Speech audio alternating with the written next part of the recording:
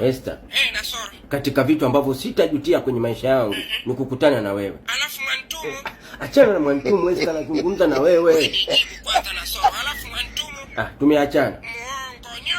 Siku naye tumeachana Mwantumu. Hakuna. Wewe hapo unataka tukitafune kitumbua changu niache. Tatizo lako ndo hapo Esther. Mimi nazungumza na wewe na kubembeleza kipenzi changu, unaanza kuingizia masuala ya Mwantumu. Mwantumu ajabu. Unasemaje?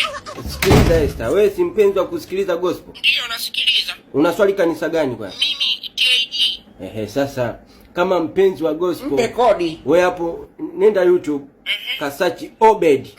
Obedi. Search tu Obed. Tayari hii hapa. Umeiona hiyo? Ya nimeona Obed. ON official music. ON official music. Huyo bwana anajua kuimba vibaya mno. Ndio naona hapa. Wewe msikilize tu, huyo ni fundi. Subscribe hapo, alafu tulia, sikilizia vitu vyake. Tayari kila kitu, tuendelee na mada Huyo zetu. ni fundi sana. Mimi nakupenda sana na somo. Ni wewe hapo fundi. Wewe focus kwenye Obed bwana, tambua tena Huyo naye fala kweli, haelewi kodi wala nini. Kashia kudhalilisha. Wewe.